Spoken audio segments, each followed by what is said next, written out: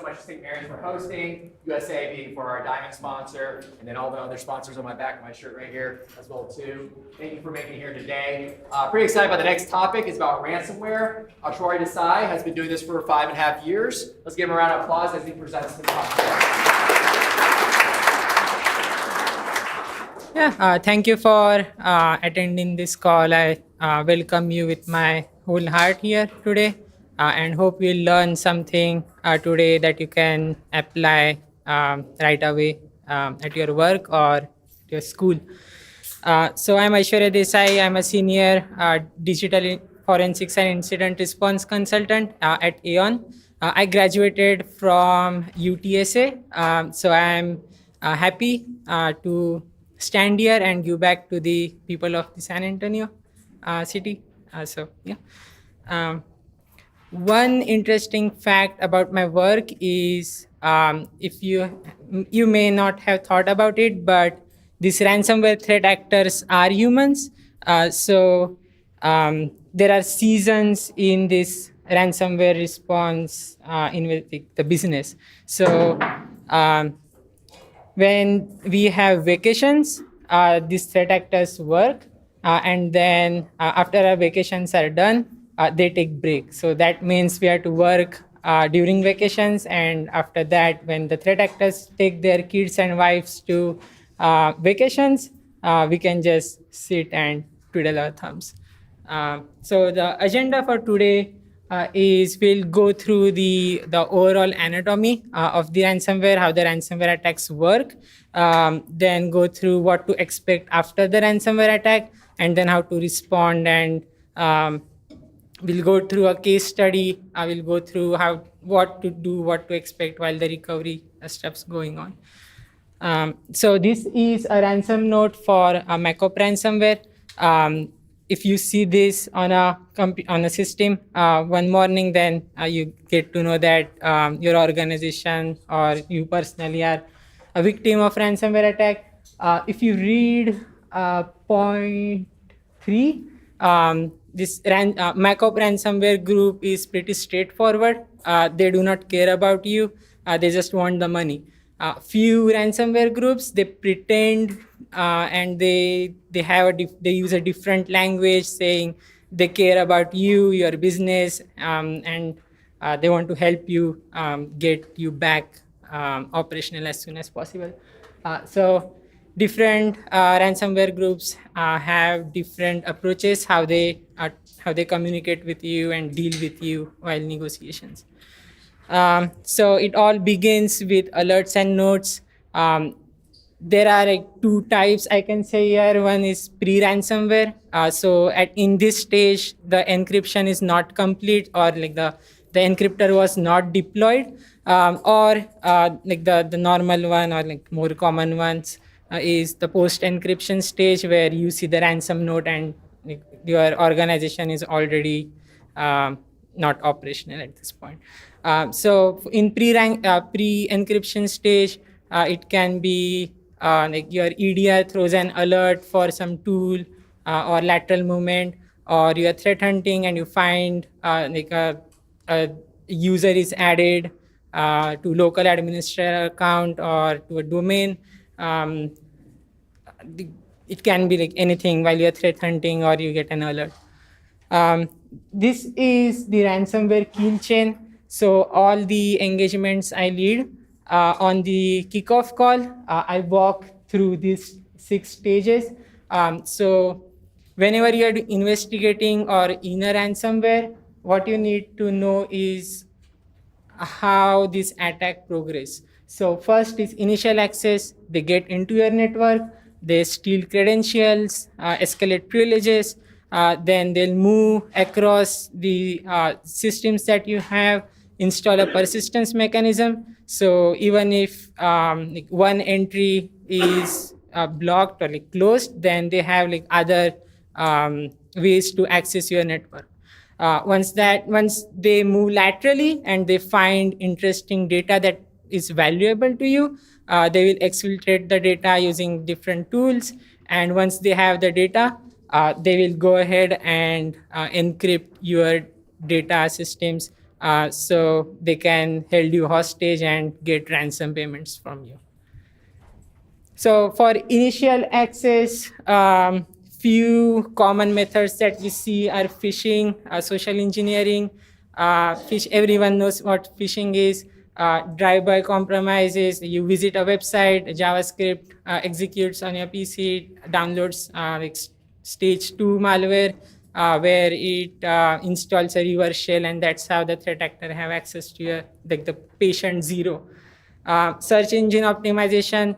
I have not seen this recently, but back in 2023, the second half of 23, we used to see threat actor pay for like malicious website, pay to Google for malicious, like pushing up the malicious website up in the Google search. So if your help desk agent just enter AnyDesk or Boomgar, then the malicious website it pops on the top of the search, and then when the user clicks and downloads it, that's actually the backdoor version of the real software the user was intending to install.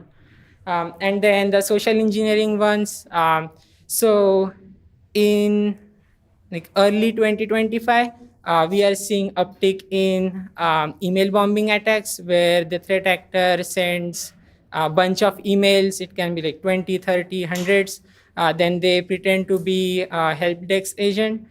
They call the victim, the target, and then they convince them that understand you are getting lots of email and I'm here to help you. And while they do that, they get a remote access session on the patient zero's laptop, and then install like post like the second stage of remote access. So they can do a quick assist session and then install AnyDesk, or in one of the case, I saw the threat actor installed a Kimu emulator on the system, and they just ran I'll say like a virtual machine of the on the patient zero's laptop. So that was pretty unique. Then others, there are more traditional ways. There are like exposed services on the internet like RDP, so they can like brute force the credentials. There are like vulnerabilities, 0 days, and then for insider threats, there are few ransomware groups. One I can think of is Lockbit. So if you look at their ransom note, they shamelessly says like, if you give us access to your employer's network, you'll get rewarded for that. So that can be a one way your employee may get. They may want to give access to your employer's network. And then there are initial access brokers. So the role of initial access broker is to gain initial access and then sell that access. They do not do any like malicious things other than just checking if they have access to the network. And generally we see like there is initial access broker checking the access to the network, and then for a month nothing happens, and then like 30-20 days later we see threat actor come in, move laterally, steal credentials, data, and then encryption happens in say like I've seen few hours to a couple of days or weeks. Yeah. So we are seeing social engineering uptake. Previously we have seen lots of compromised VPN credentials. Like organizations still do not have MFA enabled on VPN, but again, that is a fact, and we unfortunately still see credential threat actors just logging in using compromised credentials. Once they are in, they need, say they have access to patient zero, they can dump or they can ask the the patient zero, the victim, to enter the credentials to some phishing page while they are on the remote session. They have access to their PC. So next stage is getting the like the administrator credentials, getting domain admin. So these two, the Mimikatz and Lazang, these are the tools that I use to dump credentials. These are more common ones. And then we have the next three. NTDS.date is the database on the Active Directory that stores information about the users in the AD, and then it also contains credentials that the threat actors like to take with them. We are seeing lots of NTDS dumping nowadays, and what this means is like all the users on your AD are compromised, and to get this fixed, you'll need to rotate all the users' credentials. SAM database, again, it's where the Windows OS stores the user credentials locally on the system. LSAS memory dumping is another common way. Mimikatz, Lazang, I think both of them can dump the credentials. In addition to these system credentials, I have seen the threat actors dump credentials from like stored in web browsers, and like lots of time, like system administrators, they have the credentials for Veeam or VMware stored in there, and they get those credentials from the web browser, and during the encryption phase, they can, once they have the credentials, they can just log into ESXi and then deploy ransomware. Okay. So again, for the lateral movement piece here, generally they use RDP on Windows and then SSH if there is Linux systems there. There are these two projects, LOLBus. It documents all the like lieu of the land binaries like PowerShell, cmd.exe, like all the Windows native programs that the threat actor can use to do different things. And then the other one, GTFO beans, it is similar to LOLBus, but it's just for Linux. Okay, the next stage is persistent stage. So again, they want to maintain the access to your network. So previously what I have seen is there are all these different persistence mechanisms, services, autoruns, registry keys, startups, scheduled tasks. Most common ones I see is services and scheduled tasks. So on my last case, the threat actor created a scheduled task that runs a Python script. And that Python script was encoded and encrypted, and it used to run the Python script. It used like AES 256 and base 64, like combinations of different encryption and encoding protocol algorithms to decrypt the main script. And the main, like after 9 iterations of decoding, it was running a Python script that used to connect back to a server and give a reverse shell. And then we have these more common, so previously the threat actor used to use Cobalt Strike and their custom scripts, but since 2024, we are seeing more use of legitimate remote access tools like AnyDesk, Screen Connect, and like the other example I explained earlier was this, the threat actor installed a virtual machine on patient 0. And I have never seen that, like none of my colleagues has never seen that. So that was really interesting.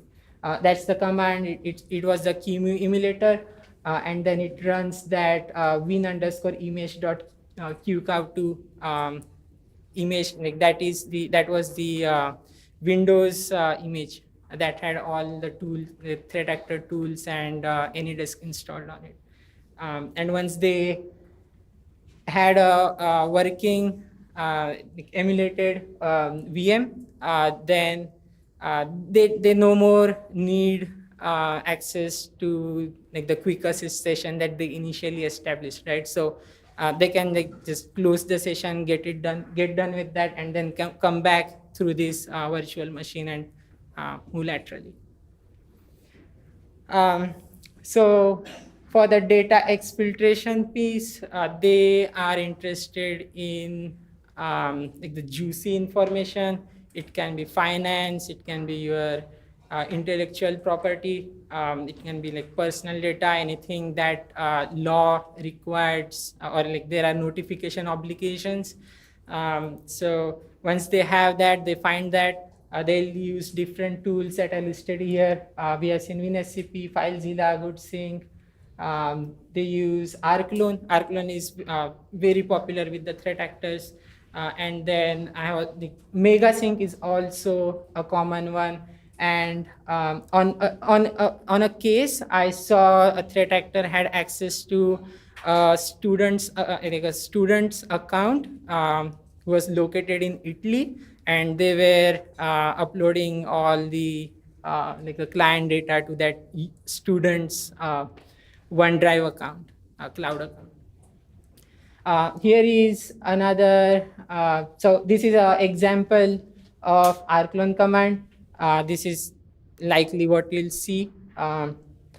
So they are excluding any files that are older than 3 years. We have target, so they are targeting the HR folder on that server, and then on the threat actors infrastructure, they are creating this folder 192.168.323 HR, and then they are excluding all these file types here.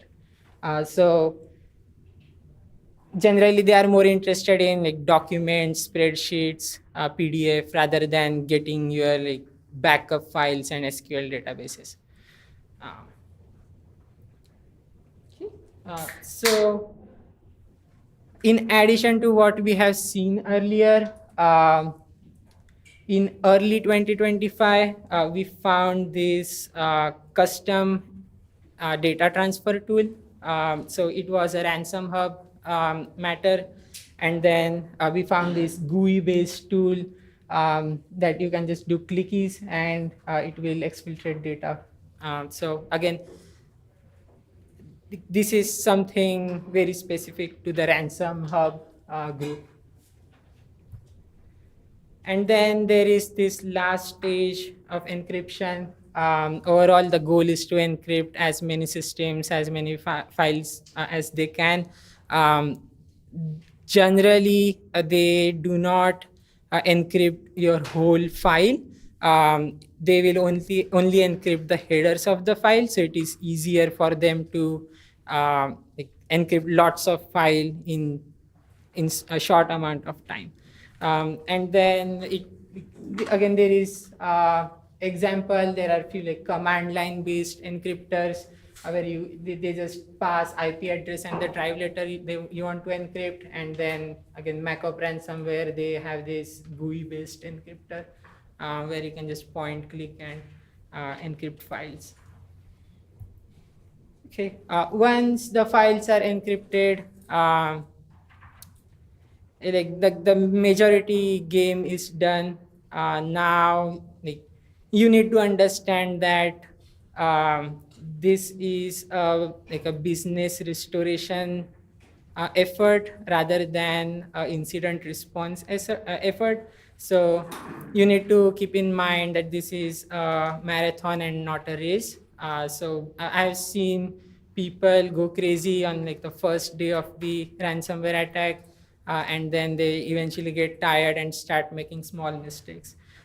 So technically, what I have experienced is once the encryption is complete, you don't need to panic much from like securing your organization perspectives, because all you need to do is contain the network, like isolate the systems, kill the firewall, kill the internet, and you can like take a breath, because going forward, you will have to organize yourself, get all the teams together, and then start working on it. One interesting point here I want to say is set up out of band communication channels. I have heard about engagements where the threat actor was monitoring the email chain, and they also joined the incident response, like the call that the client was having to discuss the response strategy. Um, check your file servers, check your backups. If they are still viable, then plug them off, keep them safe somewhere. You don't know, like threat actor may come in and they may encrypt your backup if they have not already. Having backup safe is key. Without the backups, then you'll have to pay the ransom, and that's next level headache. Once you have all the teams ready, there will be likely like a third party incident response team come in, and they'll guide you through the containment and then the data collection piece of the investigation. And once the investigation is complete, and like the team feels that all the systems are evaluated properly and like safe, then the network,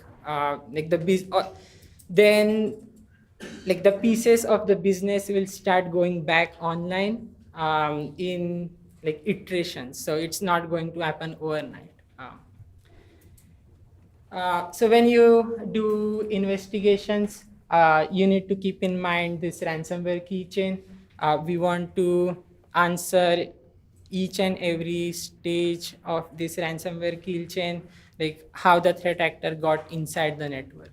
Then after getting in the network, like what tools did they install? When did they get access? Like how long the threat actor was in the network, right? What activities, like when did they move from system A to system B? Like when they started exfiltrating data? How long they were how long were they exfiltrating the data? So you need to answer mostly, like you need to answer most of this, like all of these questions. But again, you may not be able to answer all the questions around the investigation, depending upon what logs and evidence you have accessible for the investigation.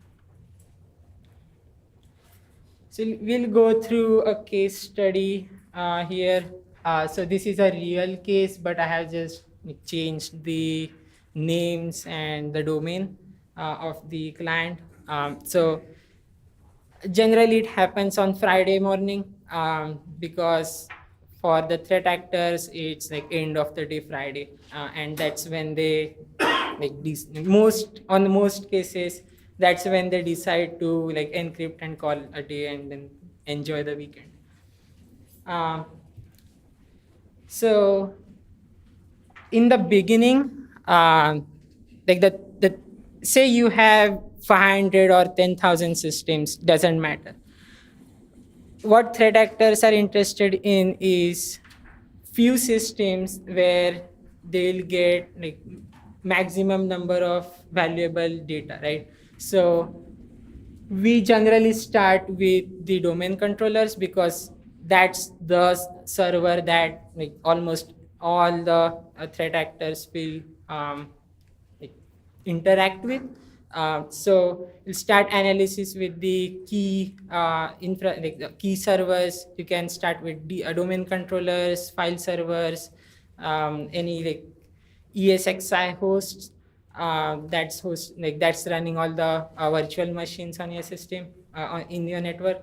And when you start analyzing those systems, you will find that, oh, there was a remote desktop session from another server before like ntds.dit was like exported or dumped, right? So you will image or like collect triage from the next breadcrumb, and then you go back to the one more step back, and then you'll identify like all these different systems that the threat actor touched, and then you have a good timeline of what everything threat actor did during each RDP session on each system, right? So initially it will look like a puzzle that does not make any sense much, but when you put together a timeline, then you'll come to know that we saw encrypted files on servers, but then there was a type 3 network logon from domain controller seconds before this encryption happened. So when you look at the domain controller, you have the encryptor file, like the malware running on the system. So when you do that again and again and again, you'll go to the first breadcrumb, right? And in this case, it was a threat actor coming in through a VPN, and the desktop dash FD GB6G, that was the threat actor's computer name. So when they come in through VPN, they bring their system names inside. So that's what happened here.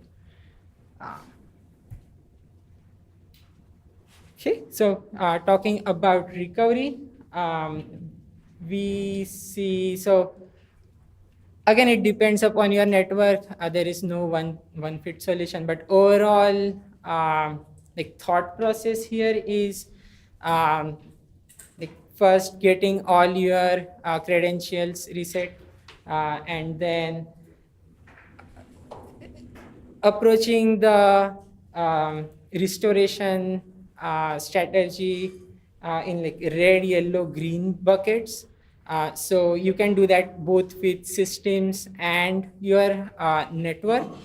So red system is any system that the threat actor was like accessing the system, like interactively accessing the system, like installed malwares, had remote access, remote desktop sessions.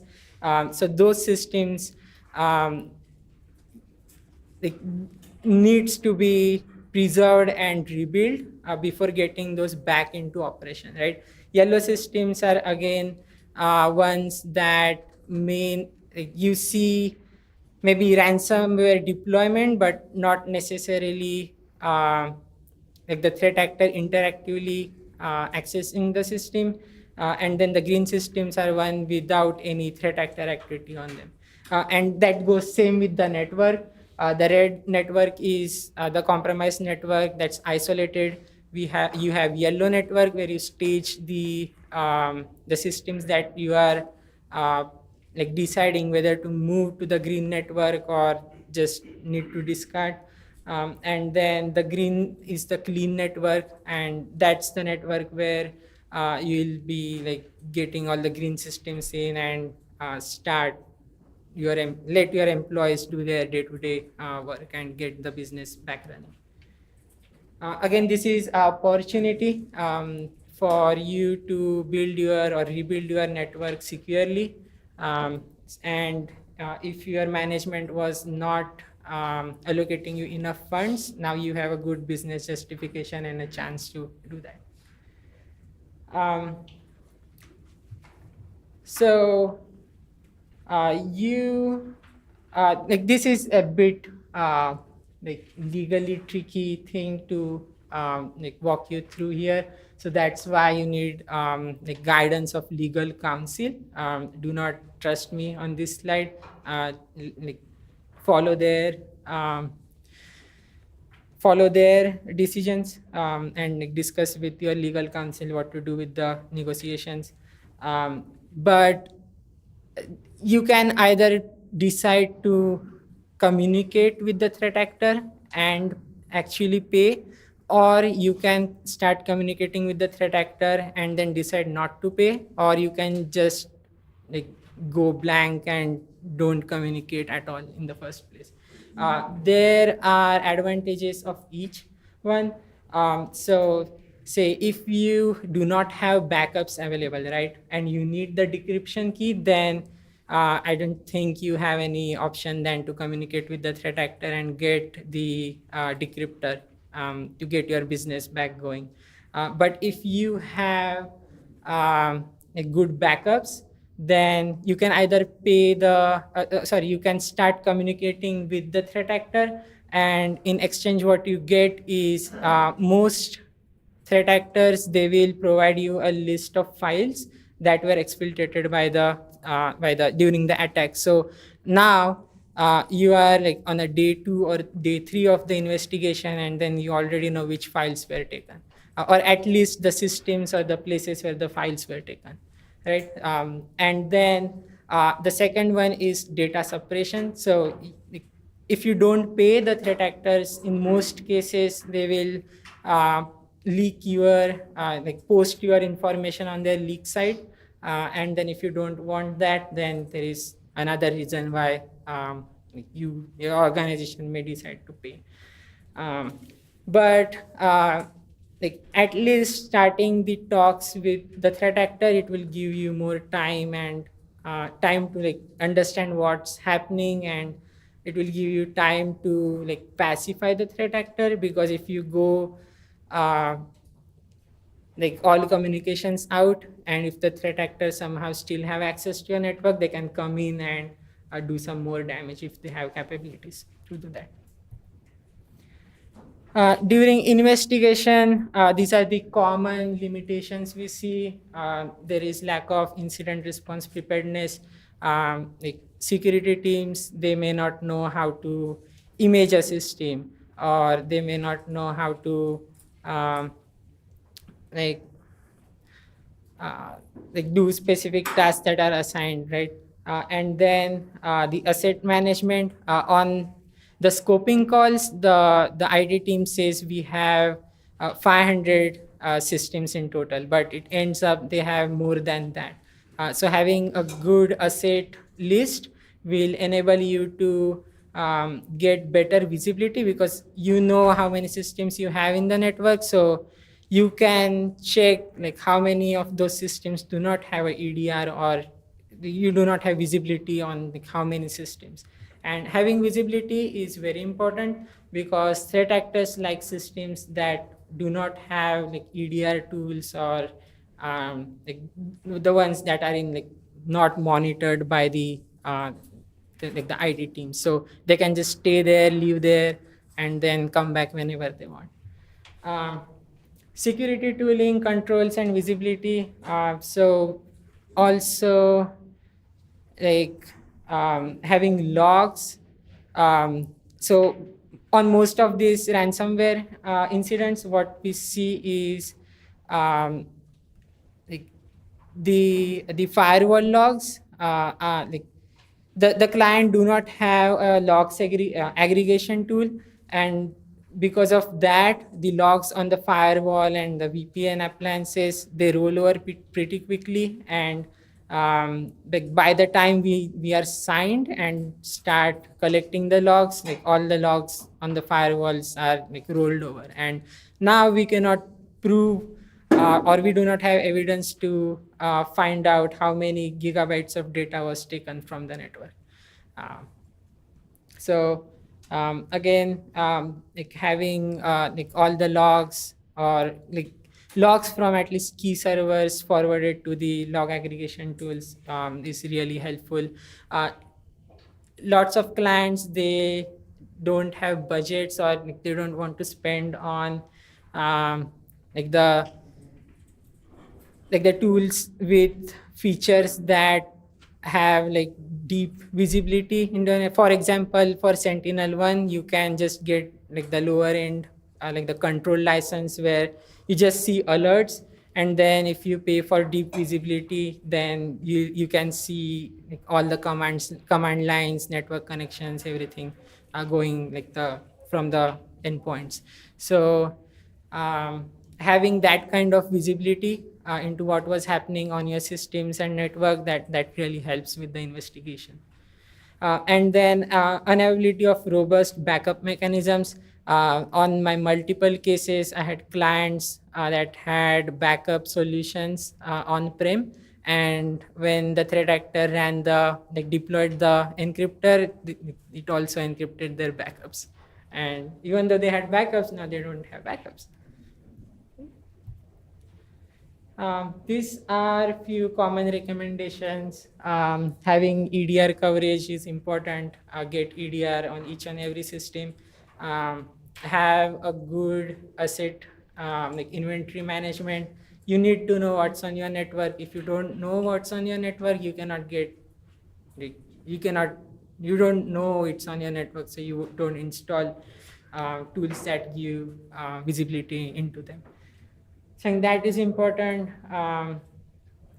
Identity access, vulnerability management. Again, these are I understand these are more I'll say buzzwords, and actually getting them deployed and have them integrated in your process and have workforce to manage and monitor this is difficult and expensive. But again, these are few recommendations in here. For O365, which is Office 365, we recommend to get EFI license for at least important users, that can be C-level suite, any users that manages financial transactions, because on these matters we see threat actor access different emails after compromising their O365 accounts, and then if you don't have E-file license, you are not going to get the mail item access events in the UL logs, and so you won't know for sure which all in each and individual emails were accessed by the threat actor. And lawyers love these artifacts, so again, it's recommended to get E5. Understand, again, it's expensive, but that's what it is. Having access control, get MFA on anything and everything you can. Disable. Earlier, these legacy authentication protocols were enabled on in O365, but they have changed that. I think in Jan 2024, they by default disable these legacy protocols, geofencing, their VPN, RDP. Let me know. I think I don't need to go through the whole list. If you want, you can take a picture. I just have 5 minutes. But again, getting your IT team, security team trained, getting them tabletop exercises. So when the real thing happens, they are not surprised, and they already know and what to do, and they have processes in place, and they are well prepared. Okay. So that's all I have for today. I have one bonus slide here. Since we have 4 minutes, I'll quickly go through this. So Do we want to open up for Q&A? yeah. Anyone have questions? So have you seen customers be able to dump the process memory from the encryption software and then pull the encryption key out of that and then start decrypting their files? Have you ever seen that? No, I have not seen that. And generally, it's the public, within the encryptor, they use the public key, right? And that's used for encryption, and we do not have private key. But there are some flaws in the way they're encrypting or the algorithm, and I've heard and seen in the the news and Google that people are able to reverse engineer the encryption tool and get the decryptor out. And when you get into this kind of incidents, it is also helpful to contact FBI because they may have a decryptor for the ransomware group that we are operating in. Any other questions? So in your last slide before, you listed a lot of great recommendations on how to react whenever a ransomware appears. So who in the company normally comes up with the idea or policy on what to do whenever there is an incident? It can be like internal to the organization, right? So the IT team, say the CISO may be the boss there, or if you get a third party vendor like the stores where I work, like they will walk you through what steps to take.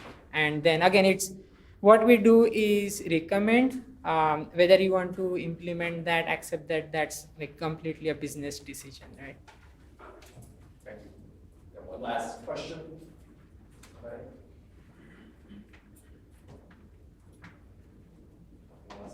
Not last word, but last presentation words.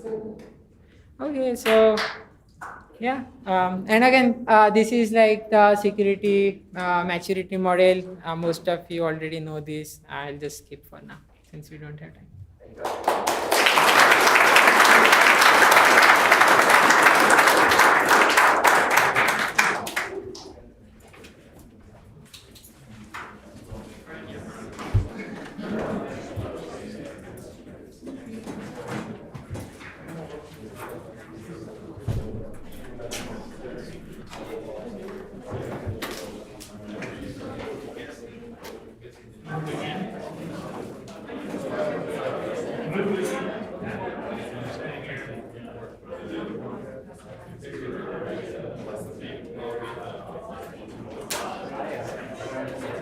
I missed the other.